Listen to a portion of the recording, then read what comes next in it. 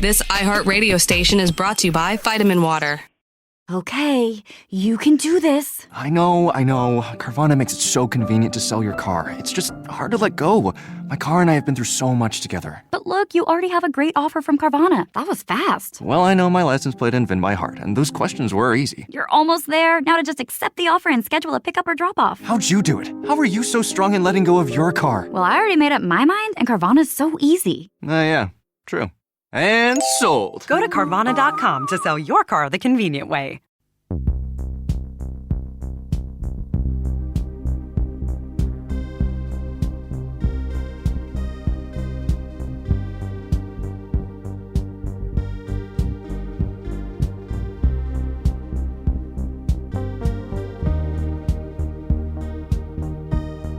Bonjour à tous et bienvenue pour cet épisode que nous vous avions promis donc un peu spécial où nous sommes en direct. Salut Willy. Salut Maxence, bonjour à tous.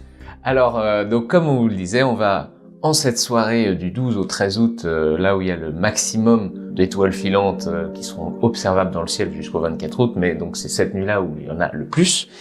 Et donc on va vous proposer de regarder le ciel, de nous écouter et puis de découvrir les constellations, quelles sont-elles. Et donc voilà, vous pouvez laisser votre téléphone allumé et puis vous regarder avec nous le ciel en direct. Alors donc oui, belle soirée en perspective. Alors donc, pourquoi avoir choisi cette soirée-là ? Pourquoi a-t-on appelé ça la soirée des étoiles ? C'est parce que dans le ciel, apparemment, dans tous les mois d'août, il y a une soirée étoile filante. Alors, étoile filante, il faut comprendre un petit peu d'où ça vient et pourquoi. Alors, qu'est-ce qui se passe, étoile filante ? On voit dans le ciel des traînées blanches. Alors, qu'est-ce que c'est que ces étoiles filantes ? Bien évidemment, ce ne sont pas des étoiles. Ce sont à peine des toutes petites poussières qui sont infimes, qui sont pas plus grosses qu'un grain de sable quand elles rentrent dans l'atmosphère. Ce sont des petits bouts de météorites, des poussières. Et pourquoi on les voit toujours à la même époque et dans la même direction ? Ça semble venir de la direction du Dragon ou de Persée. Ce sont des constellations dans le ciel. On regarde dans le ciel et on voit qu'apparemment, dans une certaine région, dans une constellation, à scintille des petits grains qui circulent dans l'atmosphère. Et puis, alors en fait, c'est que un jour, il y a eu une comète qui a tourné autour du Soleil et puis en s'approchant du Soleil, elle s'est sublimée ou vaporisée, sublimée mieux. C'est-à-dire que la glace s'est transformée en gouttelettes, en poussière, enfin en choses comme ça. Et la comète est partie, mais il y a un reste de poussière qui circule et nous on passe dedans. Par exemple comme là au mois d'août, et on passe dedans et on a l'impression que ces petits grains viennent d'une certaine direction, mais bon, ça vient pas de là. C'est notre trajectoire qui fait que on voit ces petits grains rentrer dans notre atmosphère parce qu'on passe dans l'ancienne queue de la comète et on voit toujours ces petits grains. Voilà l'explication de la soirée des étoiles. Enfin, c'est symbolique. Et en fait, nous, ce soir, on va vous parler d'étoiles, bien évidemment. Vous avez peut-être suivi certaines émissions de Poussière d'étoiles où on s'occupait de l'univers dans son ensemble, on parlait philosophie, on parlait naissance de l'univers, etc. Mais non, là, ce soir, on va regarder notre entourage immédiat, c'est-à-dire ce qu'on regarde avec nos yeux, parce que c'est quand même avec nos yeux qu'on a le plus d'informations, sans passer par des télescopes ni rien. Donc voilà.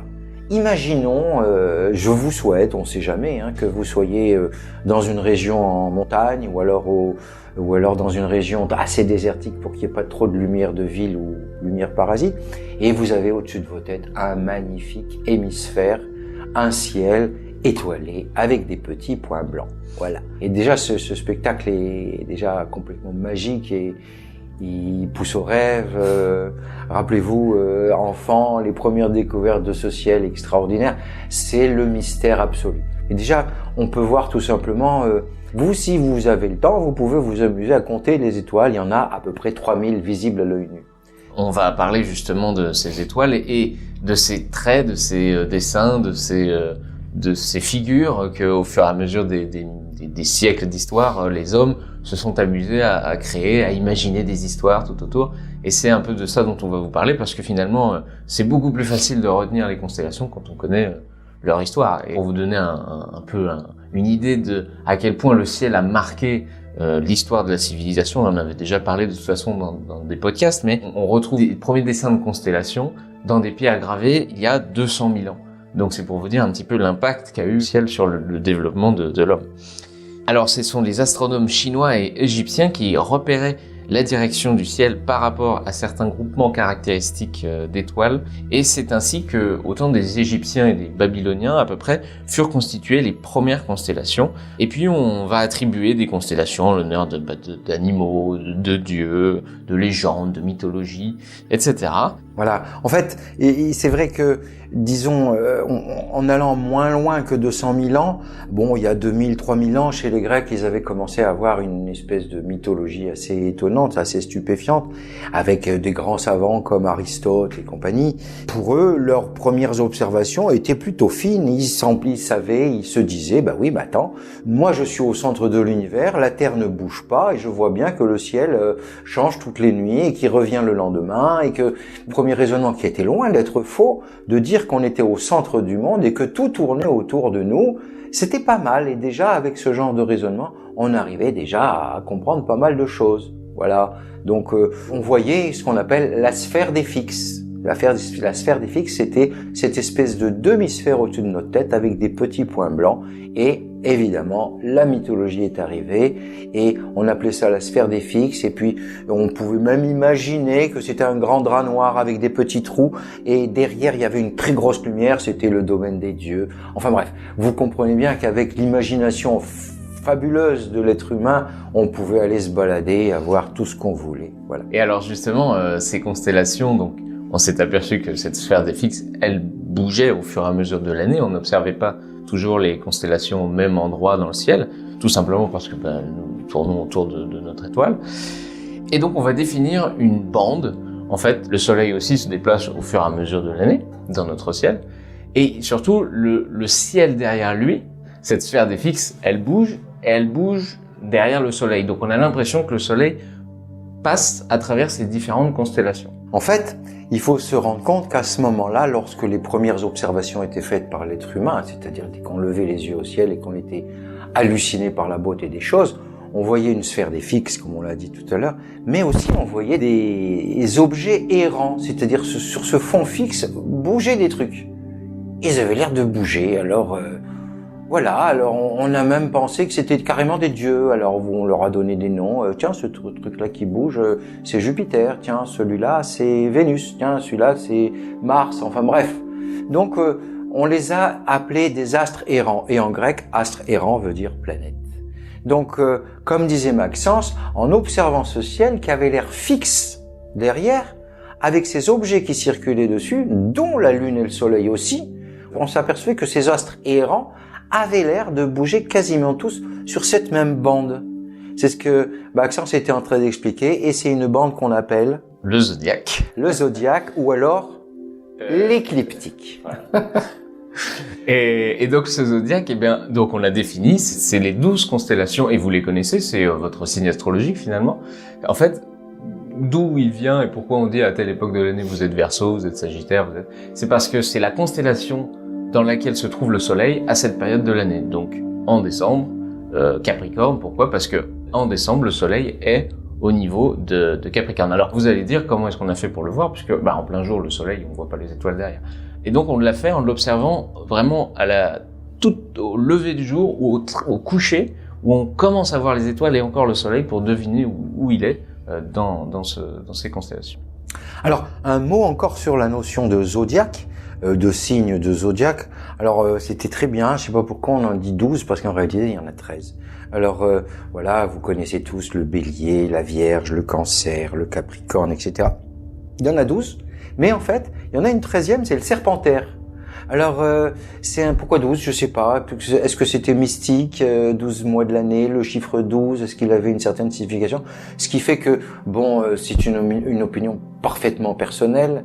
La prédiction par le zodiaque, c'est quelque chose dont je suis quand même je doute, mais bon, douter ne veut pas dire, j'attends les preuves. Et puis, comme disait je sais plus qui, la prédiction est un art extrêmement difficile, surtout en ce qui concerne le futur.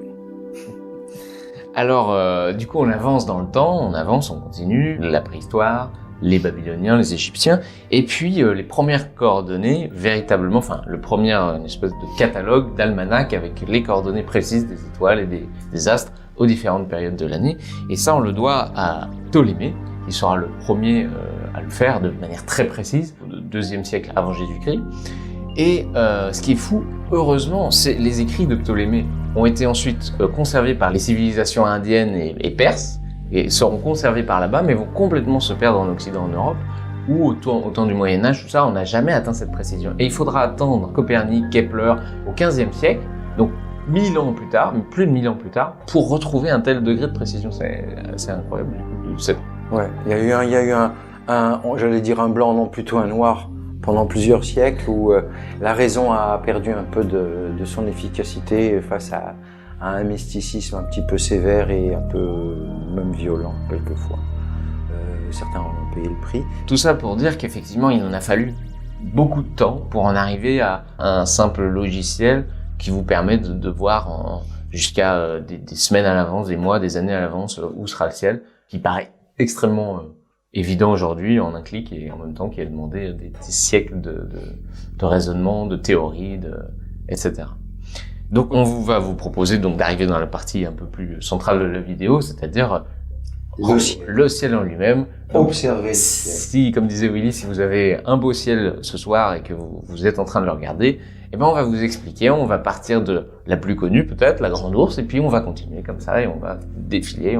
Vous allez essayer de les repérer aussi en même temps dans le ciel. Donc vous allez voir d'abord, dans un premier temps, la sphère des fixes, c'est-à-dire cette espèce de demi-sphère au-dessus de votre tête avec des tas de petits points blancs qui semblent fixes. Et puis, on va pouvoir observer aussi, en faisant défiler le temps rapidement, que cette sphère des fixes, et ben dans cette sphère des fixes, sur ce fond étoilé, il y a des objets errants. Donc vous allez voir défiler des planètes, et même le Soleil et la Lune. Donc comme tout ça, on sait maintenant que le Soleil est au centre et que la Terre tourne autour du Soleil en faisant une ellipse, enfin disons un cercle, et que toutes les planètes font toutes pratiquement la même trajectoire, et que même la Lune fait la même trajectoire, il est tout à fait normal d'imaginer qu'on est sur Terre et qu'on regarde toutes les autres astres, le Soleil, la Lune et tous les autres, eh bien ils vont tous circuler autour d'un cercle que l'on appelle soit l'écliptique, soit le zodiaque, on va l'appeler l'écliptique.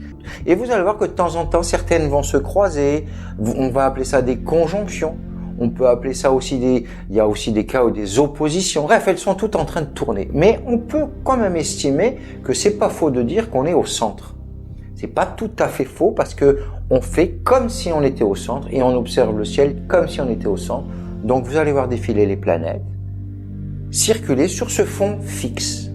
Ces planètes astres errants. Alors, un des phénomènes qui a permis de comprendre que finalement le système géocentrique, c'est-à-dire la Terre au centre du monde, est fausse, grâce à cette observation et la compréhension de cet événement, pourquoi le système héliocentrique est beaucoup plus juste.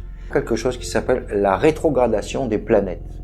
Vous avez Mars, et soudainement, Mars repart en arrière, fait une petite boucle, et repart dans l'autre sens. Grâce à ça, on a défini qu'on était dans un système héliocentrique. On va commencer cette observation avec, on va partir de la plus connue, qui est donc la Grande Ourse. La Grande Ourse qu'on appelle du coup aussi le Grand Chariot, la Casserole, enfin tout un tas de noms.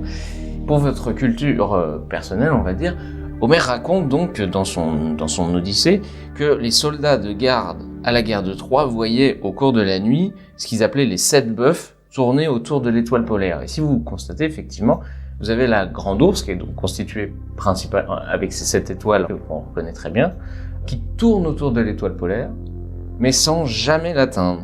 Et 7 bœufs, ces 7 étoiles, en fait, en latin, se dit septem triones, c'est ce qui a donné donc les régions septentrionales, qui veut dire les voisines du nord. Donc, effectivement, on est vers le nord, orienté vers le nord. Je pense que vous avez repéré la Grande Ourse tous assez bien. À partir de la Grande Ourse, c'est la plus facile à reconnaître. Si vous voulez en savoir plus, vous prenez les 2 dernières étoiles, vous multipliez 5 fois cette distance et vous tombez sur l'étoile polaire. Alors, l'étoile polaire, on va s'apercevoir que absolument tout tourne autour de ce point. Tout tourne. Et donc là, vous découvrez aussitôt, puisque ce point est l'étoile polaire, la petite ours. Pourquoi l'étoile polaire est fixe ? Bien sûr, tout le ciel tourne autour de cette étoile. Mais en fait, il ne tourne pas vraiment autour de cette étoile. Si vous savez maintenant que nous tournons tous, notre planète tourne. Et cet axe, l'axe autour duquel cette planète tourne. Si on prolonge cet axe, on prolonge indéfiniment, eh bien, il va se passer la chose suivante, c'est que l'axe de rotation de la Terre est dans la direction de cette étoile. C'est pour ça qu'on la voit fixe. Sauf qu'il y a un problème, c'est que nous, la Terre tournant, ça ressemble quand même à une toupie. Et elle fait un tour en 20 000 ans, un peu plus de 20 000 ans. Ce qui fait que l'étoile polaire, sur des temps astronomiques, ne sera plus cette étoile-là, ça sera une autre étoile qui sera Vega ou d'autres. Donc, avec le temps passant, l'étoile polaire ne sera plus la même. Mais bon, on a le temps, hein, c'est sur des dizaines de milliers d'années. Et en parlant de ce côté non statique du ciel, faut savoir que pour revenir sur la Grande Ourse, il y a quelques milliers d'années, on la voyait pas comme ça. Parce qu'en fait, là, effectivement, on voit une représentation de notre ciel comme si c'était, comme tu disais, une sphère, une toile, en 2D, finalement. Mais ces étoiles, en elles-mêmes, ne sont pas toutes à la même distance les unes des autres. Et certaines sont beaucoup plus près de la Terre et d'autres beaucoup plus loin. Et elles ont des mouvements propres au sein de notre galaxie. Elles tournent à différentes vitesses autour de notre galaxie, du centre de notre Voie lactée. Donc, ce qui fait que, ayant un mouvement, une vitesse propre, eh bien, sur des milliers d'années, ces étoiles vont se décaler les unes par rapport aux autres. Bon, vous pouvez vous tranquilliser, pour la soirée, ça bougera pas. Il n'y aura rien qui bougera, ça sera très bien. Alors, si vous voulez, on peut continuer notre petit voyage. Donc, je vous rappelle, la Grande Ourse, on fait 5 fois, on tombe sur l'étoile polaire, avec la constellation associée qui est pas très visible, pas aussi bien visible que la Grande Ourse. Et si on continue de l'autre côté, on continue tout droit, toujours sur cette ligne-là, on arrive sur une constellation qui s'appelle Céphée. Et Céphée est une constellation pas extrêmement visible, elle est juste à côté. Elle est vraiment la petite ours est entre la Grande Ourse et Céphée. Mais un tout petit peu plus loin, vous avez la constellation hyper connue. C'est une espèce de W. Ça fait un beau W et c'est la constellation de Cassiopée. Voici donc entre Cassiopée, Céphée qui est pas très visible, la petite ours qui est moyennement visible et la Grande Ourse, vous avez les 4 constellations les plus, disons, flagrantes dans un ciel d'été. Cassiopée est très très reconnaissable, ouais, comme tu dis, en forme de W, c'est fait un peu moins en forme de maison. Et alors ces deux constellations, pourquoi elles sont finalement l'une à côté de l'autre? C'est parce que, eh bien, dans les mythes, elles ont un destin, une histoire commune, puisque Céphée vient du nom du roi d'Éthiopie, et son épouse, eh bien, c'est Cassiopée, et donc c'est pour ça qu'elle se situe à côté. Et on verra après que leur fille, dans la mythologie, est Andromède, et Andromède se situe, voilà, également pas très loin. Donc voilà, pour Cassiopée, c'est fait.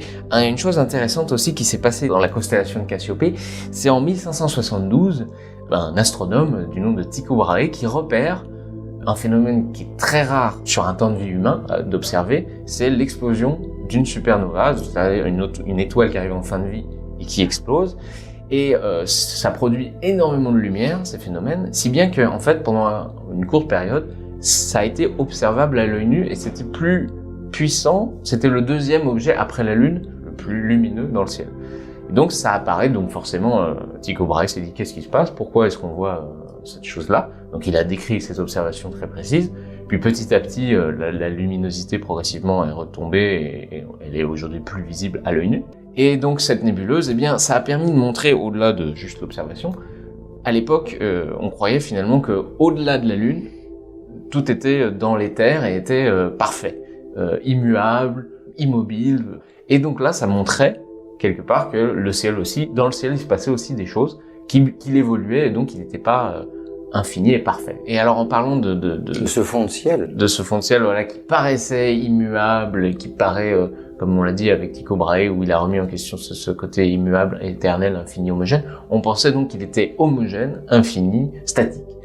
Et là, on va faire une petite expérience de pensée, un petit aparté, on va se dire, tiens, si on imaginez que, effectivement, l'univers soit homogène, statique, ce qu'on peut penser est évident, c'est-à-dire que voilà, il y a une quantité d'étoiles qui est à peu près la même, si on prend un bout d'espace, on se dit, voilà, il y a tant d'étoiles au degré carré. Au degré carré, voilà. Mais donc, si on réfléchit à ça, imaginez, donc vous voyez, avec des jumelles, vous voyez, comme disait Willy, vous voyez toujours plus d'étoiles, puis encore plus, et avec un télescope encore plus. Donc normalement, si on va dans cette logique que c'est homogène, la luminosité ne diminuant pas avec la distance, c'est simplement la taille qui diminue, mais l'intensité de l'étoile, elle ne diminue pas. La luminosité qu'on reçoit ne diminue pas. Donc, même si les étoiles sont de plus en plus loin, on devrait recevoir un petit peu de lumière. Et donc, comme l'univers étant infini, on devrait finir par voir une quantité infinie de lumière, et donc on devrait avoir un ciel qui est aussi lumineux que le jour. Or, c'est pas ce qu'on observe. Et donc, c'était le paradoxe d'Olbers. Et donc, c'est à partir de ça que, et c'était un des arguments forts, l'argument fort qui a permis de faire pencher la balance en se disant, finalement, l'univers n'est peut-être pas homogène, n'est pas infini, n'est pas... Il est plutôt courbe. Donc voilà, on est sur le magnifique W de Cassiopée, là.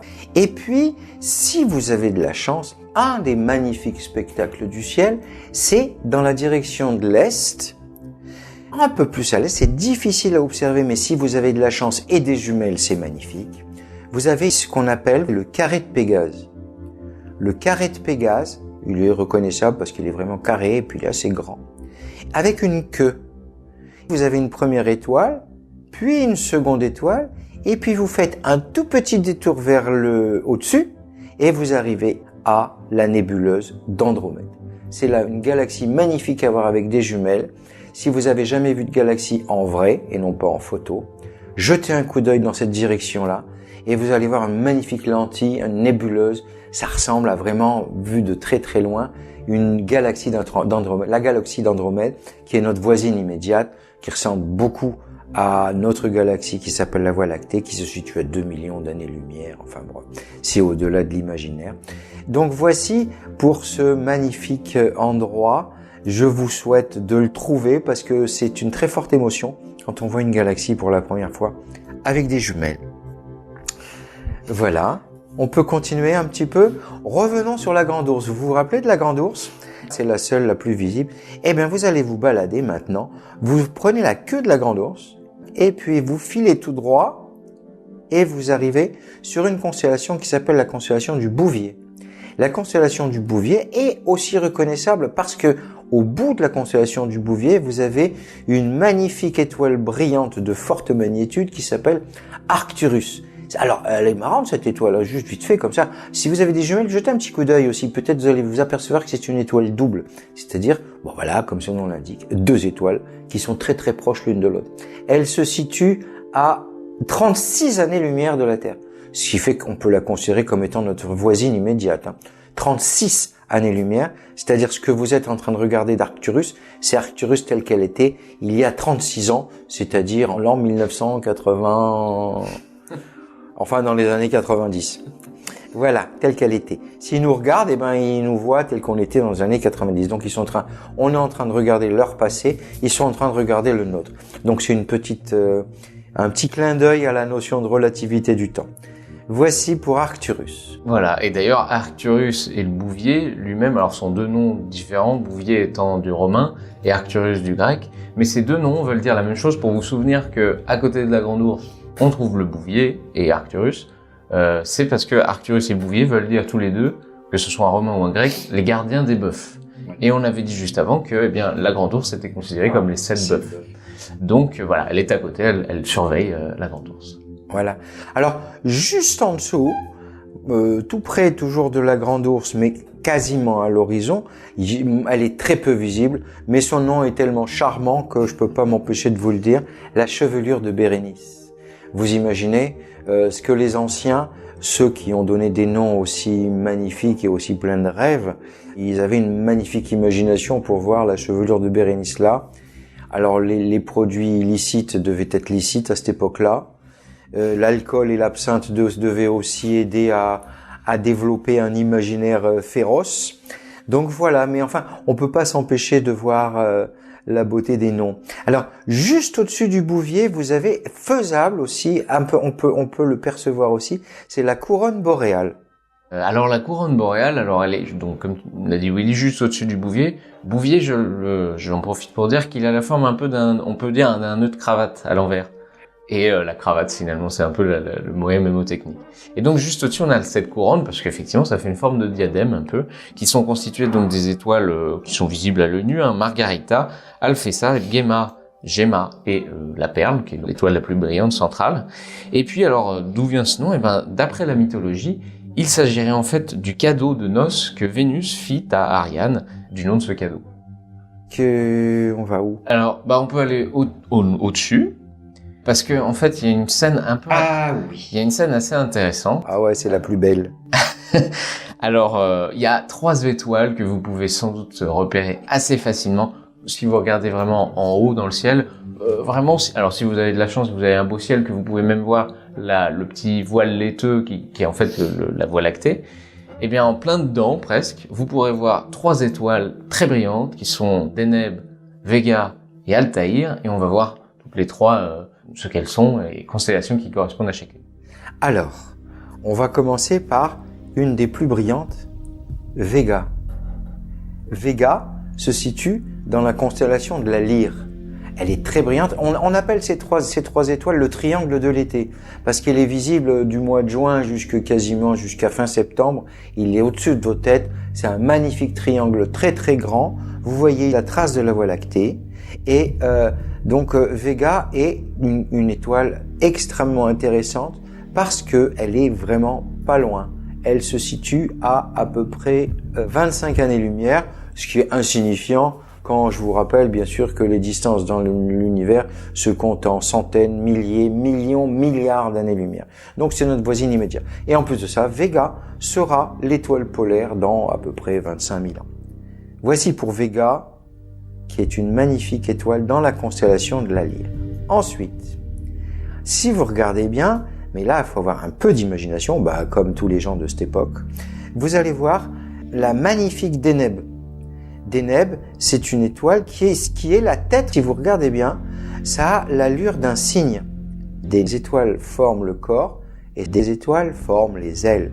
Et en tête, il y a Deneb. Et Deneb, c'est une magnifique étoile qui se situe à 1411 années-lumière. C'est pas pareil. Alors comment ça se fait que Deneb, qui se situe à 1411 années-lumière, et Vega, qui se situe à 25 années-lumière, brillent de la même façon?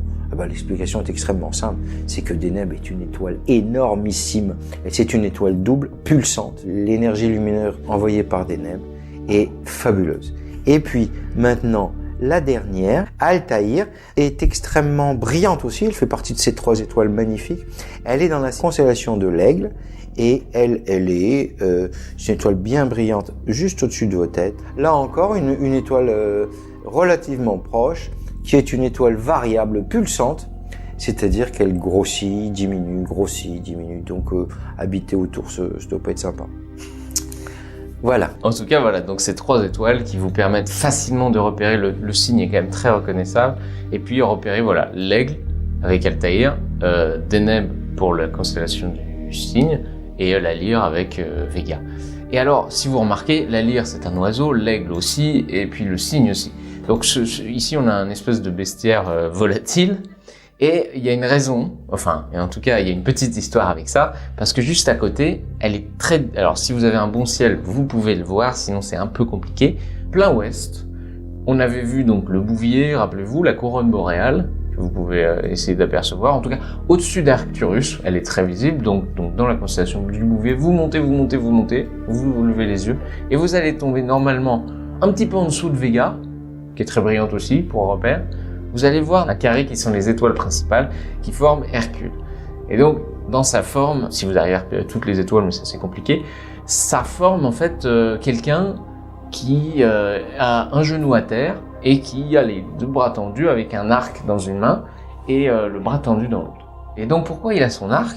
Eh bien tout simplement parce qu'il veut chasser les oiseaux qui sont juste au-dessus de lui. Le cygne, l'Aigle et la Lyre. Et donc, il essaye de tout simplement de les chasser, d'où la petite histoire avec cet arc. Et on peut même aller plus loin, entre l'Aigle et le cygne, alors c'est assez difficile de le voir à l'œil nu, mais vous avez la flèche, qui est une petite constellation, et en fait la flèche, c'est la flèche que Hercule tira, et manqua malheureusement les 3 animaux qui sont là, pour la petite histoire, et qui peut vous permettre de savoir que donc Hercule se trouve juste à côté de ces trois constellations. Et on va terminer avec 2 constellations qui sont assez visibles.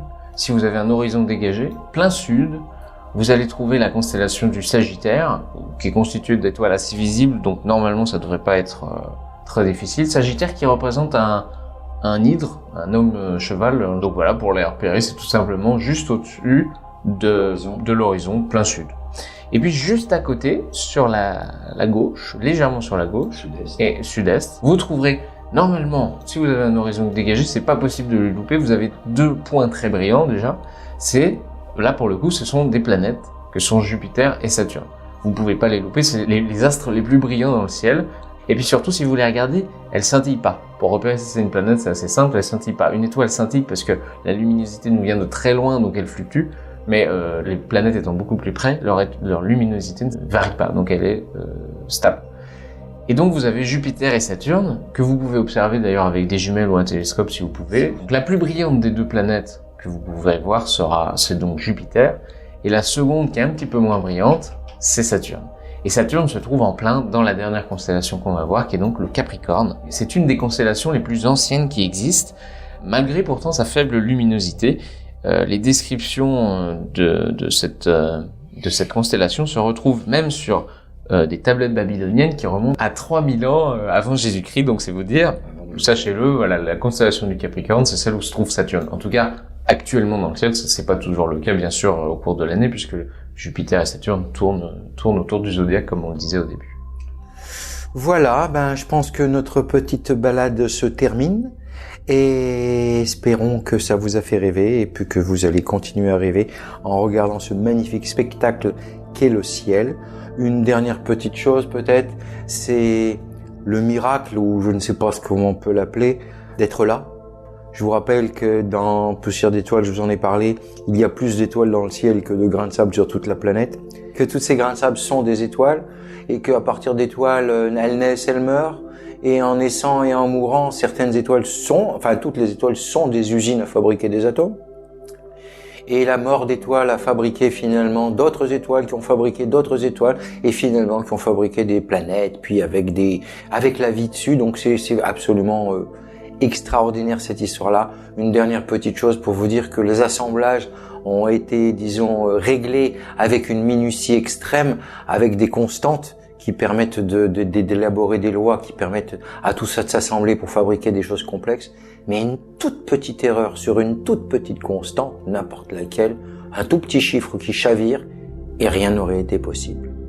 Oui, effectivement, de l'ordre du 10e du chiffre, donc de 0,01 après la virgule, il suffit qu'on change ce genre de constante, et rien n'est possible. Voilà, les grosses étoiles massives n'auraient pas pu naître, et donc les éléments complexes qui se forment au cœur de ces étoiles, qui est le carbone, qui est la base de notre vie, n'auraient pas pu émerger par exemple. Et voilà, donc se rendre compte de la chance qu'on a d'être conscient, d'être en train d'observer ce ciel, et parmi quelques-uns des obstacles qu'on a dû surmonter, et la chance qu'on a de se retrouver dans une branche de la galaxie qui est pas trop centrée, parce que sinon on aurait été bombardé par des rayonnements d'étoiles très puissantes, d'étoiles à neutrons, de supernovas, etc. Donc d'être dans une banlieue plutôt calme de notre galaxie, d'orbiter dans la zone habitable de notre planète pour avoir de l'eau liquide, d'avoir une lune qui permette de stabiliser notre orbite pour pas avoir des événements cataclysmiques et qui viennent impacter le déroulement de la vie à chaque fois. En bref, en des termes beaucoup plus simples, on a vraiment du bol d'être là. Alors c'est peut-être pas mal d'en profiter et puis d'essayer d'éviter d'être sombre comme le temps et la météo et l'ambiance le forment. Voilà, on a du bol, ça serait peut-être bien d'utiliser ça pour essayer de remonter dans le moral et dans le sourire. Voilà. Voilà, c'est sur cette note positive, comme d'habitude, qu'on va terminer cette émission. On espère que ça vous a plu, en tout cas, ce format un peu particulier. Je vous rappelle donc que cette émission est écoutable, c'est en podcast sur la chaîne donc, de Poussière d'étoiles, évidemment, juste après la fin de la diffusion en direct, pour que vous puissiez, si vous n'avez pas eu le temps de l'écouter, ou de le voir cette émission ce soir, que vous puissiez quand même le faire pendant le reste de l'été et à la rentrée. Merci et bonne soirée.